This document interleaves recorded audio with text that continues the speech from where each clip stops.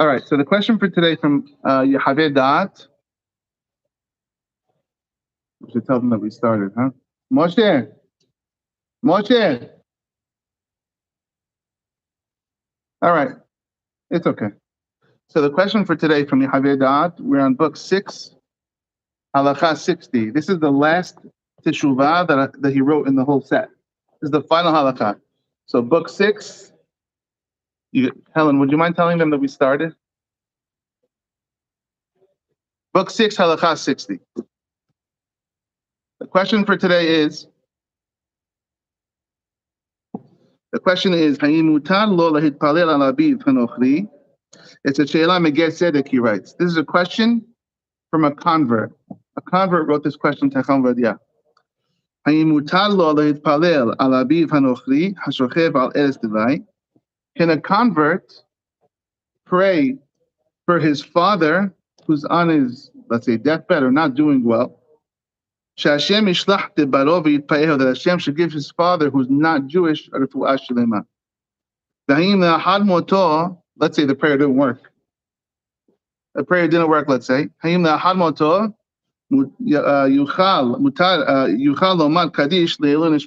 question is a double fold. So again, book 6, halacha 60. The final halacha in Yehave daat.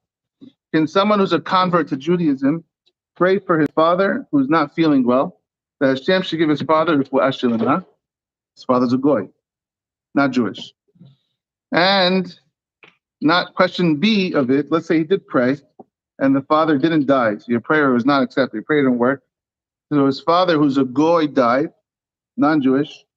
Can he say kaddish for his father? If you have a convert, can he say kaddish? His father's he goes to church every Sunday. He goes to mosque. He's a religious, observant non-Jew. And he say kaddish for him. I say this one also. Okay, let's see what he said. And so we start out with the halacha from Shulchan Aruch. This comes from the Gemara Avodah Zarah. Shulchan Aruch writes, of their Avodah Zarah, this is a very long teshuvah, by the way. It's a bunch of pages, so I'm not going to do so much deep inside. I'm going to just speak out the major points.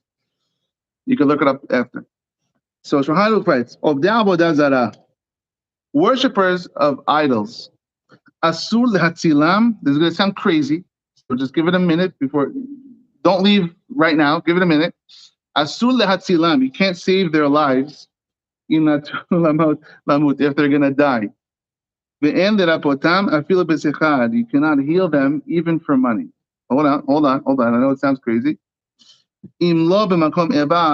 Unless it's going to cause a rift and hatred from the non-Jews to the Jews. So this comes from the Gemara Avodah Zarah, which on its face sounds nuts in our words. The Gemara Avodah Zarah says that if you have an idol worshiper who's stuck in a pit, the Gemara says, idol worshiper stuck in a pit. Can you help him out of the pit to save his life? He's screaming, somebody help me, save my life, I'm stuck in the pit. So Gemara says, if you know he's an idol worshiper, don't take him out of the pit. Now, idol worship is something that every single human being is commanded on. It's the second commandment, maybe even the first that you could say the guy's violating. Even non-Jews are not allowed to worship idols. And so, therefore, the Gemara says you can't save someone who's doing the worst thing in the world. It's the worst sin in the world, worshiping an idol. Can't save his life. Amazing. What does the Gemara say? This is almost hilarious in a respectful way. What does Rabbi Abahu say? What do you tell the guy? The guy's saying, come save my life. You walk over the pit. Let me see who's in there. Oh, shoot. It's not my neighbor, the Jew. It's the goy. What do I say? Rabbi Abahu says, tell the guy your son is on the roof. It's about to jump. That's what the Gemara says. Not about to jump. He says, my son is on the roof. If I don't go save my son from the roof, I'm sorry. I have another emergency that's more pressing than this emergency. Give him an excuse. And so it sounds like a crazy halakha, but we have to understand something. The way we speak, the words we use, will really make a difference. Traditionally, we call non-Jews, we call them goyim. Goy just means a nation. Goy, the Torah calls us goyim all the time. Even this week's parasha, last week's parasha, right? Umi goy gadol. What a great nation. Who's goyim? We're goyim.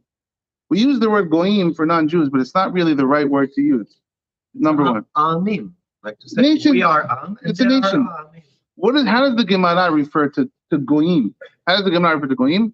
Akum, of the Kochavim. They actually worship stars. Or of the Elimim, like we see in Ali on the Shabbat, right? Of the Elimim, they worship idols. That is what a Goy is. You have to make a differentiation between every Goy we see on the street, being that, like, let's say, snobby religious kid. Every person that walks down the street that's not wearing his kippah, Goy in the trash. Not every single one. You have to differentiate between a Goy and an Akum and an Ovdei Kochavim, someone who actually worships idols. Very big difference. Okay? That's going to really help us with this. So this first source Chacham Vadia brings from the Shulchan Aruch, which is from the Gemara Avodah Zarah, says straight out, you cannot save the Goy, the Ovdei Kochavim, someone who worships idols, from a pit. He's stuck in a pit. You're walking by, the guy's yelling for help. You have to tell the guy, sorry, my son's about to jump off the roof. I got to go help my son. I cannot pull you out of the pit. Let someone else do the dirty work of saving your life. This is the Gemara says. And halacha.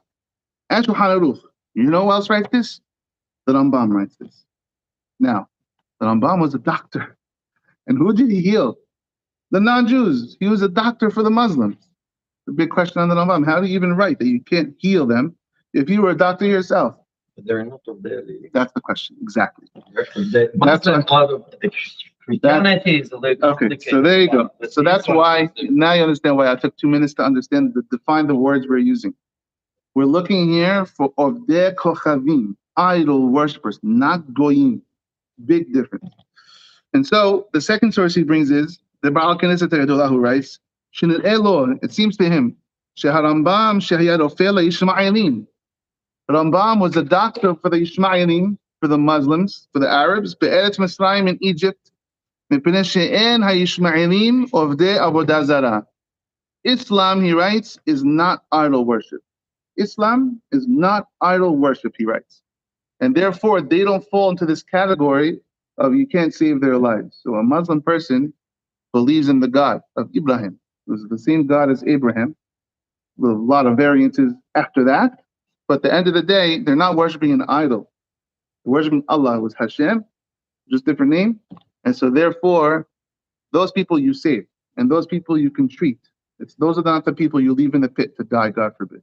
Another thing to understand is the Gemara is not saying you kill people. We don't kill people. The poskim say this straight out. Don't twist this Gemara to say, push the guy into the pit. We're just saying once he's already in the pit, an idol worshiper is already in the pit, don't be the guy to save him out. Let someone else save him because he's doing the worst thing in the world, serving actual idols. Okay? But Yishmaelim are not in this category. Therefore, the Rambam says the Knesset Tegadollah, therefore the Rambam was a doctor for the Yishmaelim. As long as the Goy is not worshiping an actual idol, you can feel him. You can heal him. You can, as a doctor. I feel bihinam, even for no pay. Because the Gemara says maybe for pay, the halacha is for pay, you can save someone's life. Because if you don't take money to save their life, that's going to cause a big problem politically. You won't even save my life for money? I'm paying you. So paying always makes things easier. It's a whole topic I don't want to really bring up.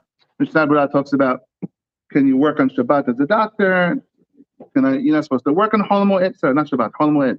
Can you work on Chol Moed as a doctor? Mishnah Berurah says, if you're getting paid for it, then for sure. But to volunteer as a doctor on Chol Moed, he holds as a problem if it's not for Jewish people. It's a whole nother thing. Okay. Bottom line is, we're saying now, Yishmaelim, Arabs, they're not over the Avodah Zarah. They're not idol worshippers. Okay, source number 3 that I'm bringing here. Chacham Vadia says, therefore, it seems, Yesh makom lomad shafil im horav notzrin. Even it's back to this guy. So the question is, the guy converted. His father, the Muslim, Muhammad, is not feeling well. Can he say the Fu'ashil Muhammad? So he says, or his father, Matthew, Christian, goes to church. So he says, Yesh makom lomad shafil im horav notzrin. Even if his parents are Christians, they do shituf. They hold in the Trinity, let's say, which means they hold God as God, but they hold there's also all more parts to God. Shituf, that's called shituf, which is absolutely forbidden for Jewish people to hold that Hashem has any partners. Hashem is the only one. However, the question is for non-Jews, would that call them an idol worshiper if they believe in Shituf, partnership of God? So Chamadia says, Afilu im horav notzrim, even if they are Christians, en dinam ke'odei avodah zarah, it would seem that they are not idol worshippers. The Pimash Shekatu Tosafot, according to what Tosafot wrote in Sanhedrin, Shebnei Noach lo huzharu ala shituf. It's a big mahloket out there. If I am a Noahide, if I'm a non-Jew, can I believe in the Trinity? Can I believe in shituf? Can I believe that Hashem plus someone else runs the world? And Tosafot says, yes. It's not a violation of the 7 laws of Noah. A non-Jew can believe in shituf. Okay. Shituf is a partnership that God, Chas v'Shalom, has a partner, which again, for us is absolutely forbidden. The Rama actually says straight out, the Ashkenaz gloss in the Shulchan Aruch says straight out, the Ora Haim, Shelo huzharu b'nei Noach ala shituf. B'nei Noach, non-Jews, are not commanded against believing in shituf, in a partnership. And that would clear Christians for sure. We're not really worried about shituf for the Arabs. They only hold in Allah. Muhammad is not a god to them. But it would be a concern for the Christians, but he's not concerned, it seems like. Okay. Next, we'll skip ahead. I'm going to skip a few things. You can read it later if you want. In other words, they accept Hashem, but they don't follow the 13 Ikarim. Yeah, but they accept that God is God, and they have a whole therefore, craziness with him. Yeah.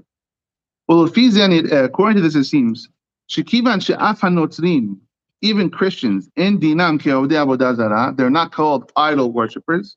Mutar l'rapotam, you can definitely heal them and cure them as a doctor. Afilu b'makom she'en lahush le'ava, even if you're not afraid that they'll hate you if you don't do it.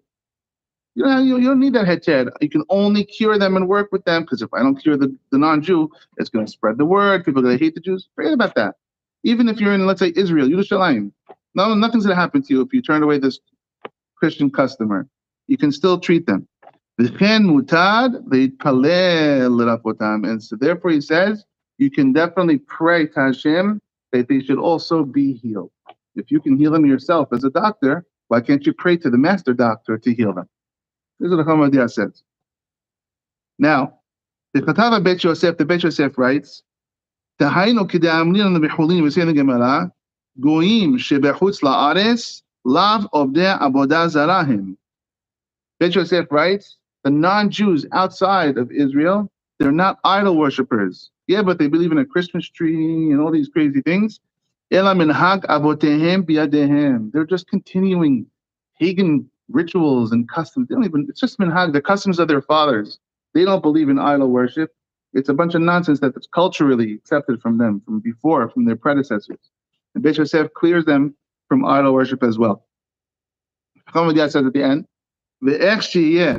whatever the case is, yesh lomad, you can say, shedafka l'rapot hanotzrim she'oseh ma'aseh biyadayim en le'atid shelo b'mkom eba. Ma she'enken le'itpalel alav l'fnei Hashem yitbarach, to pray for a Christian to Hashem, asher biyado nefesh kol hay, in Hashem's hands are every living soul in Hashem's hands. Let's say this guy's a bad Christian and he actually believes that in actual avodah zarah, Hashem hatov be'enav ya'aseh. Hashem knows. Hashem will know that this guy is an idol worshiper. You don't know. You don't know what the regular Christian, what he believes. Leave it up to the God. Pray to Hashem. Let him make the decision. He knows better than us.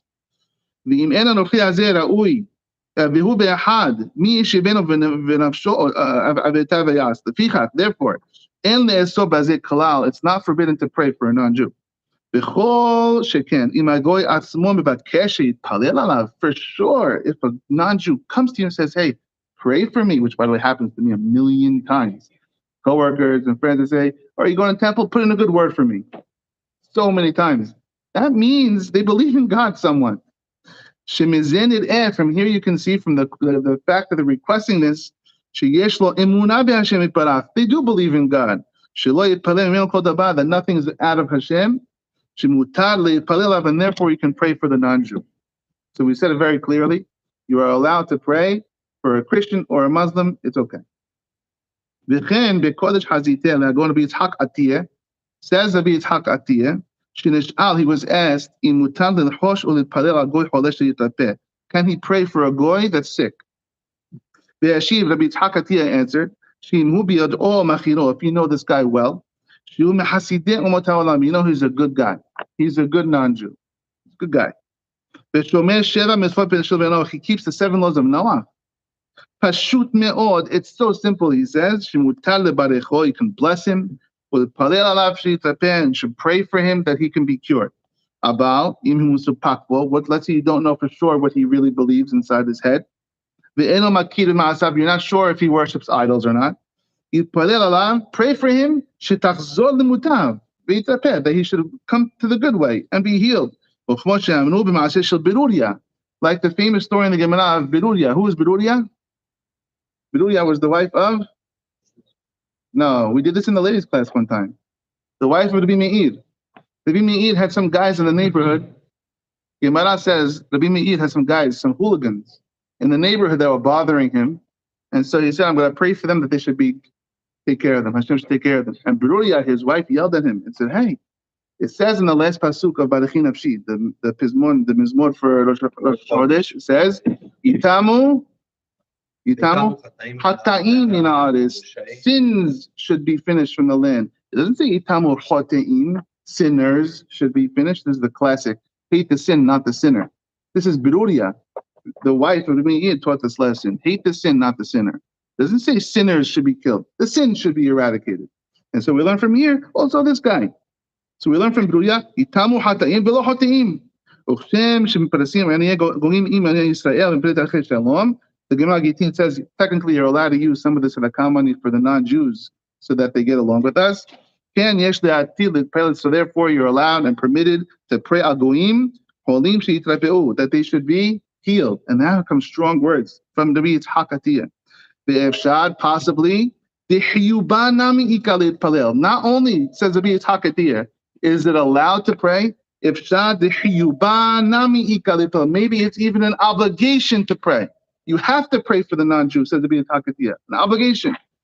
So that everyone gets along and they realize that we're friends with them and not enemies, and everyone gets along. Okay. As says the Yitzhak Atiyah, let's say you pray for him and Hashem answers your prayers and he gets cured, and he gives credit to the God of Israel for curing him from your prayers. What a Kiddush Hashem you're going to make if you pray for the guy and he gets better. So therefore he says, you know the story of Imam Mitzvah. Moshe, very good. We're getting there. Yes. It's also possible maybe he'll even convert once he sees that you prayed for him and he got healed. Very good. Rabbi Eliyahu Katzin was the Halabi name. I find this funny because the Halabis have problems with the converts. But Rabbi Eliyahu Katzin seemed to be very okay with this. He writes, Hevi lanu ra'aya mima'aseh rav. He brings a proof. What's the proof? Elisha Hanavi, like Moshe was just alluding to. Got the names, but you got the general gist. Elisha Hanavi ripe'et Naaman mitzarato. He was a leper. Elisha, the student of Eliyahu Navi, he was a leper and he couldn't be cured. And to make a Kiddush Hashem, he told him, go dip in the water 7 times. We did this also in the ladies' class maybe a year ago. Go dip in the water 7 times. He said, it's impossible. That's going to cure me. He did it. And he said, wow, look at the God of Elisha. And he converted to Judaism because of this. So you never know what can happen because you just prayed for the guy and helped him out. Don't just snub him away and say, yeah, he's a goy. I'm out. Don't do it. Pray for the guy. Make Kiddush Hashem. Okay. He says, almost done anyway. For sure, these days that we're in Galut, we're dependent on the non-Jewish governments, and we need them. And we need them. So we're not going to pray for them. We need them. This is all the words of Rabbi Kassim, Rabbi Kassim. He adds,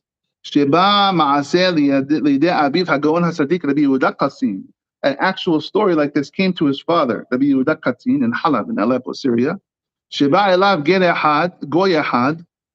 A goy came to him, Rabbi Kassim, and the baby was in him almost dead. The boy brings the baby to the rabbi, says, Rabbi, my baby is about to die. Lo alenu. He whispers in the baby's ears and blesses him.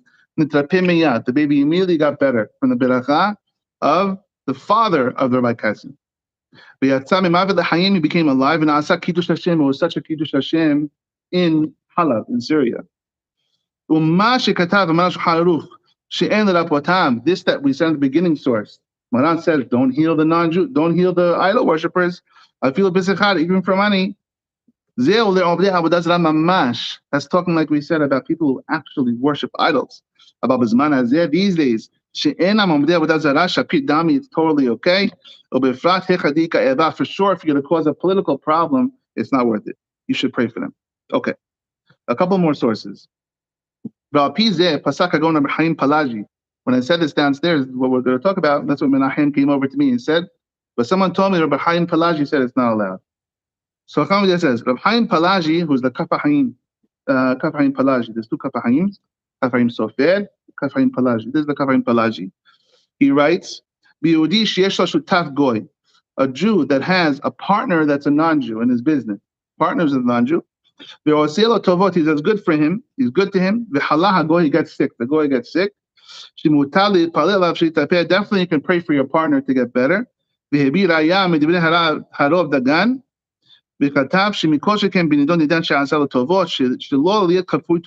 have a Jew who's good to you, a non-Jew who's good to you, why would you be kafui toba and repay his kindness with meanness? This guy is good to you, be good to him back. For sure you can pray for him. Okay.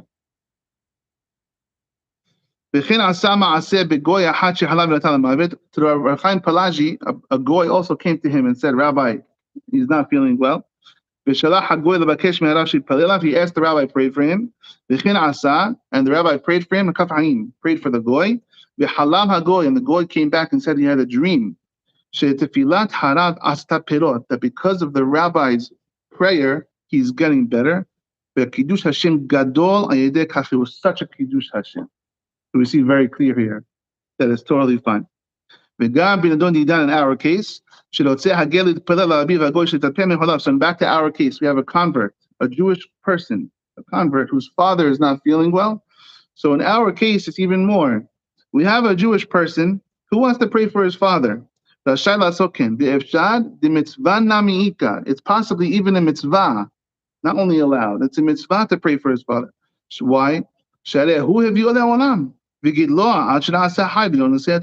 Because of this person, you are alive. Because of this person, you are now converted and are a thriving Jew. You have to give him credit for that. The question is, even though we say that when a person converts, he severs all his ties to his family, so that's not even your father anymore. And the converts has no more family, right? So the question is, that's not even your father. The answer is, he says, no, he's still somewhat your father. Halachically, he's not your father, but there's a tiny attachment, even halachically. What's that attachment? That attachment is, we did this in a class also. No, nobody remembers. The attachment is this. Such nahat I get. The attachment we get is this. There's a halakha Shulchan Aruch we did a while ago. That a goy that has two children and then converts to Judaism, does he have to fulfill the mitzvah of pidyav v'dibya and have more kids? Because the kids he had are goyim. They're not related to him anymore. You have to have kids. Or are the kids that he already had in the status of a goy counting towards pidyav v'dibya, and he's okay? And the halacha is, they count. Shulchan Aruch says, the kid pidyav v'dibya is not that you should have Jewish kids. It's you should have kids, whether they're Jewish or not Jewish. So they're still your children. And the deeper answer is, when was this mitzvah given? Peru was given before they were even Jews. It was given to Noah, to Adam, Noah. And so therefore, Maran Shulchan Aruch says they still count. You do not have to have more kids. Actually, one of our converts in the shul came to me and he's like, thank you for that halacha, because he was worried that you had to have more kids at this age of his life. True story. So that's why Chacham says, don't bring me this nonsense. People are going to tell you, hey, but that's not your family. doesn't matter. You still have little attachments to the people before you. Okay, a couple more sources here. Another reason to show that you're still semi-attached to the parents you had is Shulchan says, Asur lekalel abiv ve'imo, af api she'en neshrim gavolim. A convert is asur, forbidden to curse his parents. Shulchan A convert is asur, forbidden to curse his parents, which means they're still your parents. Yes, you don't have Yerusha, you don't inherit their property. Monetarily, they're not yours, but they are still your parents. Okay, let's skip ahead. Even if you're going to say that it's forbidden to cure goyim, for sure to pray for goyim is allowed. Hashem knows the insides and thoughts of every person. Every secret is not hidden from Hashem. If Hashem knows that this person is not fulfilling the 7 Noach laws, he just won't answer the prayer. It doesn't hurt you to pray.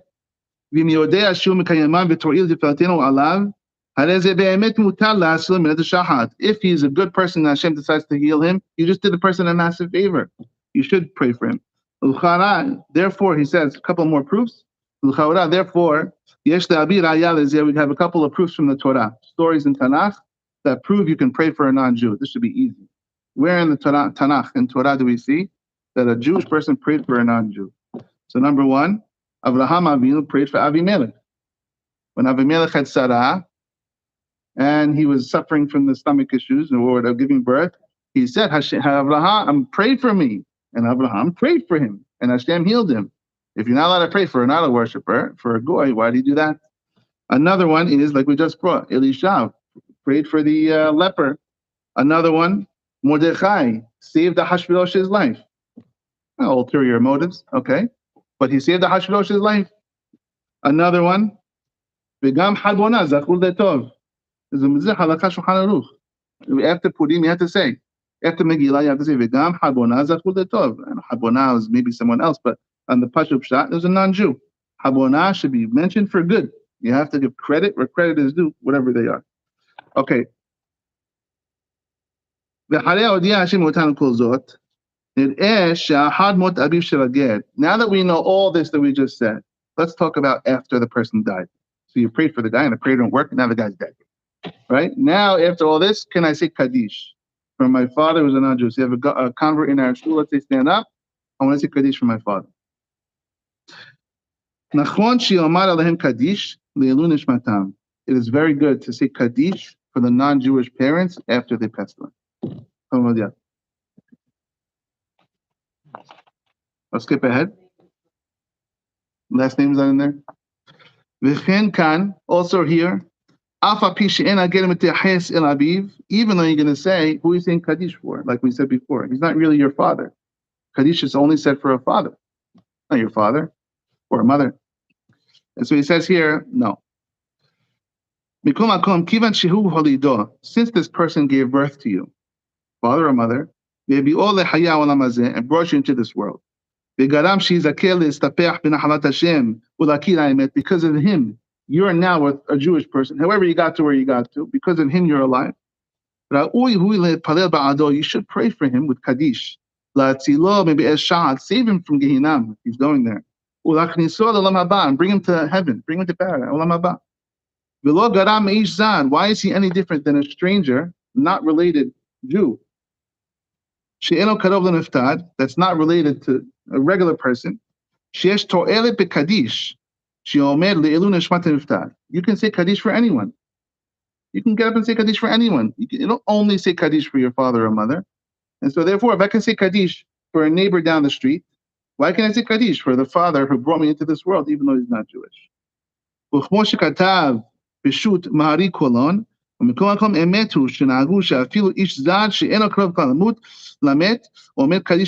says straight out that you don't have to be related to someone to say kaddish for them. Okay. Rabbi Chaim Palaji, again, Rabbi Chaim Palaji writes, if he heard from his grandfather, great rabbi,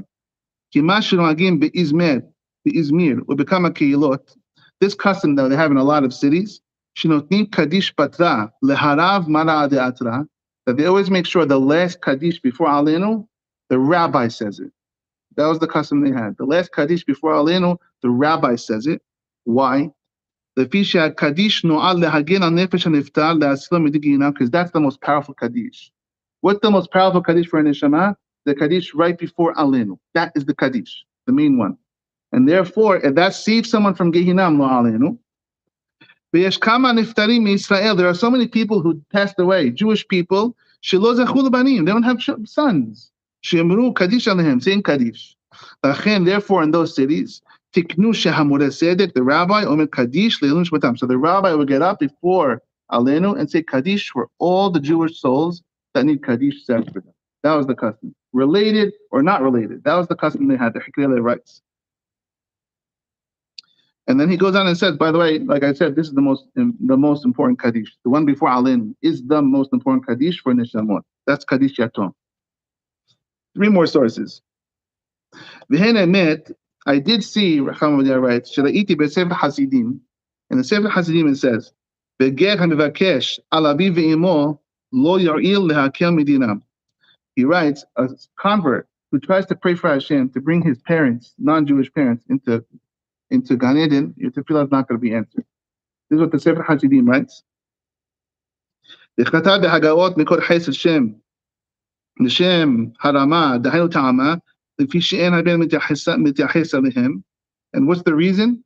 Like we said, because it's claiming you're not related to him. So you can't get someone you're not related to out of Gehinam. This is what Sefer Hasidim writes. It would seem it doesn't mean you don't help him at all.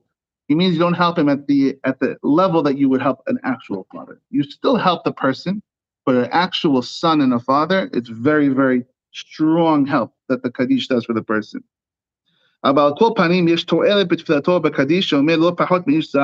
still helps somewhat a person that's even not related. Okay. And strong words he says here. In our case, there is no greater favor than a person bringing you into this world, than a parent, whether they're Jewish or not Jewish, bringing you into this world. You need to be in this world to get the next world. So because of this parent, you're going to Gan Eden. For sure, it's very, very good. Shiomad alav kaddish, to say kaddish for the non-Jew. He